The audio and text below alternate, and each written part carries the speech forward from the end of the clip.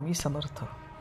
माणसाची श्रद्धा असणं किती महत्त्वाचं आहे यावरच मी आज तुम्हाला एक छोटीशी कथा सांगणार आहे.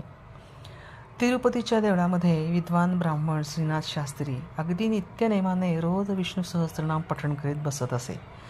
शास्त्री बुवा अत्यंत गरीब होते. घरात 18-20 दारिद्र्य होतं. मुलांच्या अंगावर कपडे फाटलेले होते. शास्त्री बुवांची पतिव्रता पत्नी ठिकठिकाणी विरलेल्या फाटलेल्या लुगड्याला गाठी मारून ती नेसायची. रोजचं दारिद्र्य ते कसंबसं सहन करायचे, पण सणवार आले, दिवाळी आली की दारिद्र्याचे काटे त्यांना अतिशय रक्तबंबाळ करायचे. आसपासचे शेजारी पाजारचे दिवाळीची रोषणाई करायचे. घरातली बायका मुलंही कोऱ्या कपड्यात वावरायची, पण शास्त्रीबाबांची मात्र फाटक्या कपड्यात हिंडायची. संस्कारित असल्यामुळे ती आपल्या पित्याला कधी दोष देत नसत, पण त्यांच्या मूक नजरेतील आर्तता श्रीनाथ शास्त्रींच्या हृदयाला पिळवटून टाकत असे.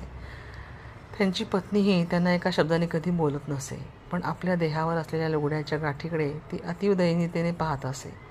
त्यावेळी शास्त्रीबाबांना अत्यंत अपराधासारखं वाटत असे. आजचा दिवसही सणाचा आणि दिवाळीचाच होता. घरातल्या दारिद्र्याच्या दर्शनाला कंटाळून पहाटेपासूनच श्रीनाथ शास्त्री तिरुपतीच्या मूर्तीच्या समोर बसून विष्णू सहस्त्रनामाचा एक एक नाम वाचत होते.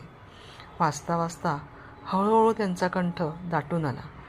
तिन्ही सांज व्हायला आली, तरीसुद्धा पुढ्यातल्या पाटावर फक्त 2-3 मूठ तांदूळ जमा झाले होते.